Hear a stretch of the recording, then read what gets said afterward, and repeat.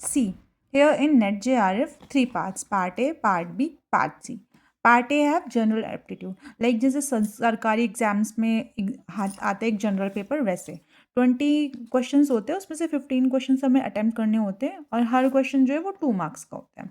Part B, mathematical science, only single option is correct. यहाँ इसका मतलब ये है कि एक क्वेश्चन है, उसको आपको 4 ऑप्शंस दिए गए हैं, ओके, बट उसमें से एक ही ऑप्शन करेक्ट है और 40 क्वेश्चंस आते हैं, उसमें से आपको 25 करने होते हैं और हर क्वेश्चन जो है 3 मार्क्स का होता है। पार्ट सी में मैथमेटिकल साइंस, मतलब यहाँ भी मल्टीपल होता है, बट जैसे कि 4 आपको MCQs दिए गए, उसमें से ऑप्शन ए ऑप्शन बी दोनों करेक्ट हो सकते हैं, ऑप्शन ए बी सी तीनों करेक्ट हो सकते हैं, या फिर सारे ही करेक्ट हो सकते हैं, ये या फिर कोई भी नहीं करेक्ट होगा।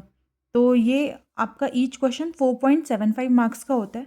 60 क्वेश्चन आते हैं, उसमें से 20 अटैम्प्ट करने होते हैं और इसमें पार्ट ए में नेगेटिव मार्किंग होती है 1.5 मार्क्स की, पार्ट बी में नेगेटिव मार्किंग होती है एंड पार्ट सी में कोई नेगेटिव मार्किंग नहीं होती है। अगर हम 120 मार्क्स का क्वेश्चन पेपर होता है, ठीक है, 120 क्वेश्चन हमें मैक्सिमम करने होते हैं और अगर हम उसमें से 100 to 120 मार्क्स ले आते हैं तो हमें नेट JRF में अच्छा कॉलेज मिल सकता है या फिर अच्छे टीचर मिल सकते हैं करने के लिए। Thank you.